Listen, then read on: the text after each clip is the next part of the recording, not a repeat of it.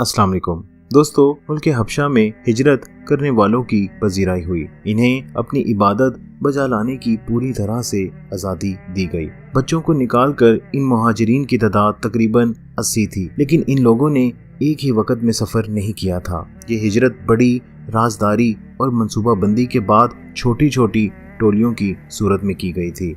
अगर इन मुहाजिरीन के घरानों को खबर हो जाती तो रुकावट का पैदा होना मुमकिन था। ये नकल मकानी गैर मुतवक्को थी। जब तक ये सब मुसलमान अपनी मंजिल तक ना पहुंच गए, किसी को यह अंदाजा ना हो सका कि क्या हो गया है। अलबत्ता कुरैश इस हिजरत के नताइज से गाफिल ना थे। इन्हें मालूम था कि अगर इन लोगों को कुरैश के तसल्लुत से बाहर हबशा में जम जाने की मोहलत दे दी गई तो एक ऐसी मिल्लत के पैदा होने का खदशा है जिसकी तादाद 10 गुना बढ़ सकती है। कुरैश ने भी बड़ी खामोशी से एक मंसूबा बनाया। मुल्क हबशा के ज़ौक़ के मुताबिक नजराने यानी गिफ्ट्स इकट्ठे किए गए। हबशा के लोग चमड़े का सामान पसंद करते थे। बहुत ही नफीस किस्म के चमड़े की इतनी खालों का इत्माम किया गया जो नजाशी यानी शाह हबशा के तमाम जनरल्स को खुश कर सके। खुद नजाशी के लिए बड़े कीमती गिफ्ट्स का इंतखाब किया गया। इस साजो सामान से लेस होने के बाद जिन 2 आदमियों का इंतखाब किया गया, इनमें से एक खानदान शम्स का अमर बिन अल आस था। कुरैश ने इन्हें खूब समझाकर मुल्क हबशा को रवाना किया। इस ग्रुप की जिम्मेदारी ये थी कि वो हर एक जनरल से अलहदा मुलाकात करके इन्हें तोहफे पेश करते हुए ये दरख्वास्त करे कि हमारे कबीले के चंद बेवकूफ़ जवान मर्द औरत ने आपकी सल्तनत में पनाह ले ली है। इन लोगों ने अपना मजहब छोड़ दिया है, इसलिए नहीं कि आपका मजहब अपनाएं। इन्होंने एक अलहदा दीन इजाद किया है जिसका इल्म ना यमन वालों को है और ना ही आपको। इनके सरदारों ने हमें आपके बादशाह के पास इसलिए भेजा है कि ये लोग आपके मुल्क में भाग कर आए हैं, इन्हें वापस कर दिया जाए। जब हम बादशाह से ये दरख्वास्त करें तो बराए मेहरबानी तो बादशाह को अपना मशवरा लाजमी दें कि वो इन लोगों को हमारे हवाले कर दें और इन लोगों से कोई गुफ्तगू ना की जाए। इनके कबीले वाले ही बेहतर जानते हैं कि इनसे क्या सलूक किया जाए।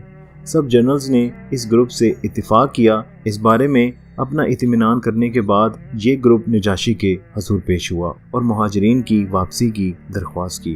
जो कुछ जनरल से कहा गया था इस पर मजीद इजाफा करते हुए ये भी कहा गया कि इनके कबीले के मोअज़्ज़ज़ लोग, जिनमें इन लोगों के बाप, चाचा और दीगर रिश्तेदार भी हैं, आपसे रिक्वेस्ट करते हैं कि इन्हें वापस कर दिया जाए। नजाशी के दरबारियों ने एक आवाज़ होकर नजाशी पर जोर दिया कि इनकी दरख्वास्त मान ली जाए और इन लोगों को वापस कर दिया जाए। इनके रिश्तेदार ही ऐसे मामलात में बेहतर तौर पर फैसला करने के अहल हैं। लेकिन नजाशी ने कहा, नहीं, हरगिज़ नहीं, हम इनके साथ धोखा नहीं करेंगे। ऐसे लोग जिन्होंने मेरी पनाह मांगी, मेरे मुल्क को अपनी रिहाइशगाह बनाया और दूसरों के मुकाबले में मेरी ज़ात को तरजीह दी, इनको इनके हवाले कर दूं, मैं कभी ऐसा नहीं करूँगा जब तक इन्हें बुलाकर इनकी बात ना सुन लूँ। अगर इन लोगों की बात ठीक निकली तो मैं इनकी बात मान लूँगा, दूसरी सूरत में इनकी तब तक हिफाजत करूँगा जब तक ये हिफाजत के तलबगार हैं।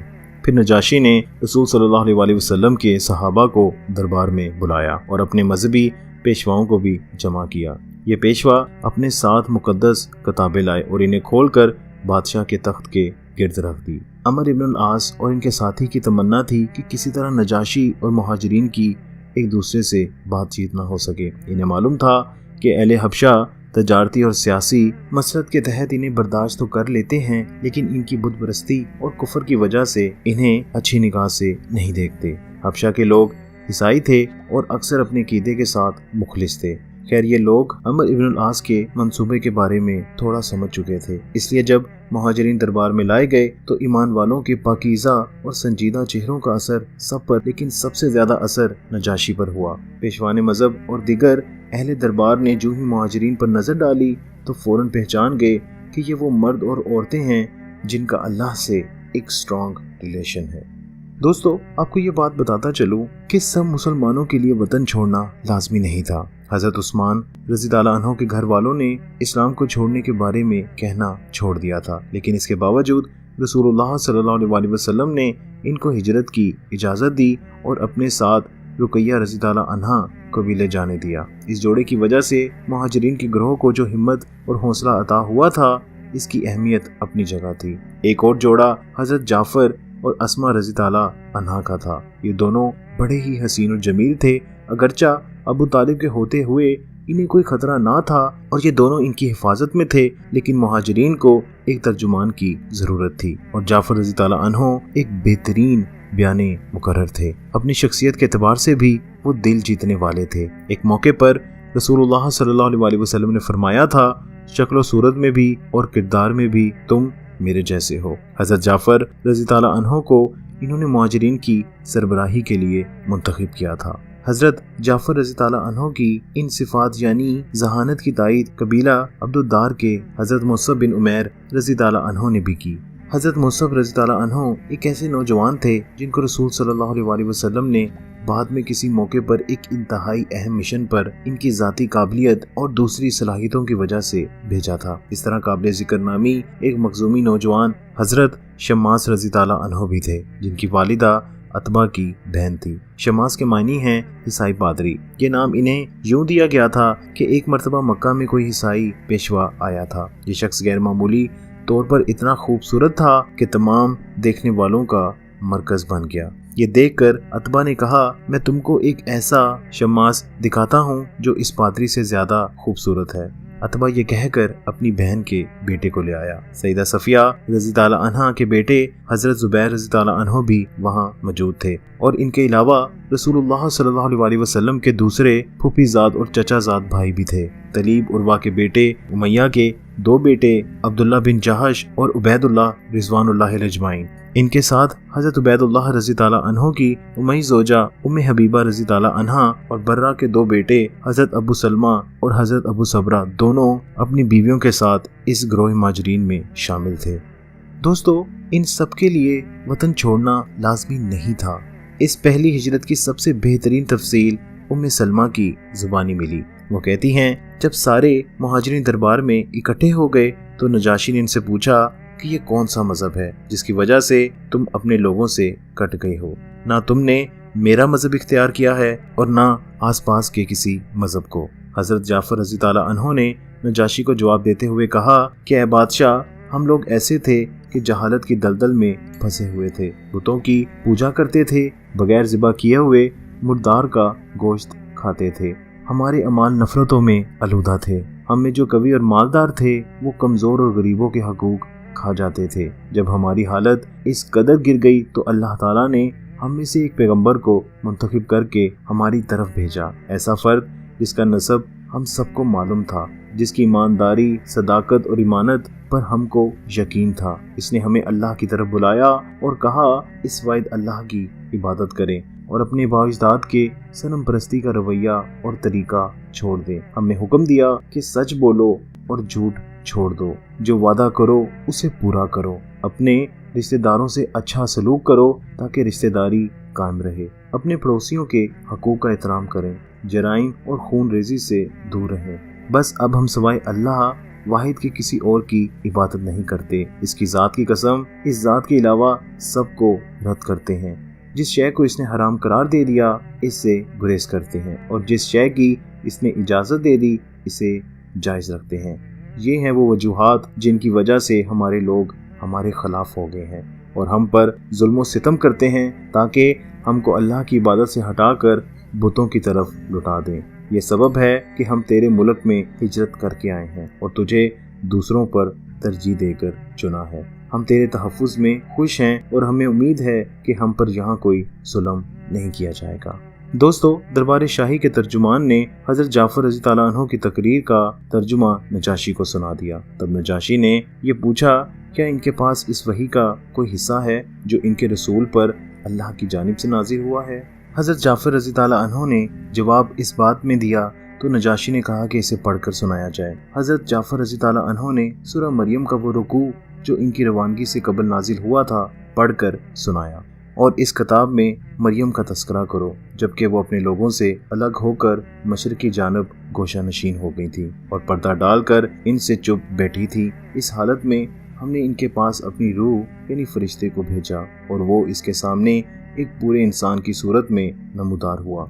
मरियम यकायक बोल उठी कि अगर तू खुदा तरस है तो मैं तुझसे रहमान की पनाह मांगती हूँ। इसने कहा, मैं तो तेरे रब का फरिश्ता हूँ और इसलिए भेजा गया हूँ कि तुझे एक इंतहाई पाकीज़ा लड़का दूं। मरियम अलैहिस्सलाम ने कहा कि मेरे यहाँ लड़का कैसा होगा जबकि मुझे किसी बशर ने छुआ तक नहीं, मैं कोई बदकार औरत नहीं हूँ। फरिश्ते ने कहा, ऐसा नहीं होगा, तेरा रब फरमाता है कि ऐसा करना मेरे लिए आसान है और हम ये इसलिए करेंगे कि इस लड़के को एक निशानी बनाएं और अपनी तरफ से एक रहमत और ये काम होकर रहना है।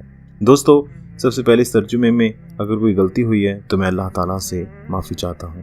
खैर, जब हज़रत जाफिर रज़ी ताला अन्हो सूरह मरियम की तलावत कर रहे थे तो नजाशी और दीगर हाज़रीन अश्कबार हो गए। जब इन आयत का तर्जुमा सुनाया गया तो वो फिर रो दिए। नजाशी ने कहा, हक ये है कि इस कलाम का सरचश्मा भी वही है जो इस कलाम का था जो मसीह अलैहिस्सलाम पर नाजिल हुआ।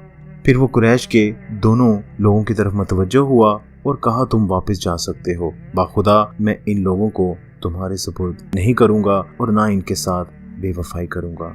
दोस्तों, जब ये लोग बादशाह के दरबार में वापस आए तो अमर ने अपने साथियों से कहा कि कल मैं नजाशी को ऐसी बात बताऊंगा, सरसब्ज बाग की बहार को जड़ से उखाड़ फेंकेगी।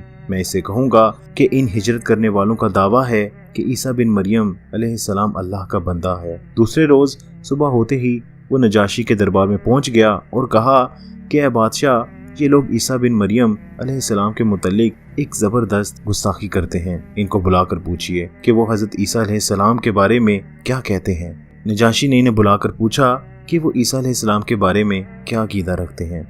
इस पर मुहाजिरीन बड़े परेशान हुए। इससे पहले इनसे इस बारे में किसी ने कुछ नहीं पूछा था। इन्होंने आपस में मशवरा किया कि इस सवाल का क्या जवाब दिया जाए। अगरचे सबको मालूम था कि इनके सामने इसके सिवा कोई रास्ता नहीं सिवाय इसके कि जो कुछ कुरान में अल्लाह ने फरमाया है वो इनके सामने बयान करते। ये लोग नजाशी के दरबार में आए और इनसे सवाल किया गया वो ईसा अलैहिस्सलाम के बारे में क्या कहते हैं। तो हज़रत जाफ़र रज़ी ताला अन्हो ने जवाब दिया, हम वही कहते हैं जो हमारे रसूल सल्लल्लाहु अलैहि वसल्लम पर इनके बारे में नाजिल हुआ है कि वो अल्लाह के बंदे हैं, अल्लाह के रसूल हैं, रूहुल्लाह हैं, अल्लाह का कलाम है जो इसने खुश नसीब बाकरा मरियम पर इल्का किया।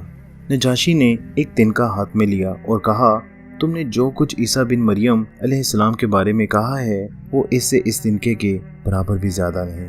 जब इसके चारों जानिब बैठे हुए दरबारियों ने इस पर नागवारी का इजहार किया तो नजाशी ने कहा, तुम लाख इतराज करो। और फिर हज़रत जाफ़र रज़ी ताला अन्हो और इनके साथियों की जानिब मुखातिब होकर बोला कि अपने दीन के पाबंद रहो, तुम लोग मेरी ईमान में हो। कोई मुझे सोने का पहाड़ भी ला कर दे दे तब भी तुम में से किसी को लेकर नहीं जा सकता। फिर नजाशी ने कुरैश के लोगों की तरफ इशारा करते हुए हुक्म दिया कि इन दोनों को वो तोहफे वापस कर दिए जाएं जो वो लाए थे, मेरे लिए वो किसी काम के नहीं। अमर और इसका साथी जिल्लत के साथ मक्का वापस लौट आए। नजाशी ने हज़रत ईसा अलैहिस्सलाम के बारे में जो कुछ कहा था इसकी खबर आम होने पर खासी तशवीश और मुखालफत पैदा हो गई।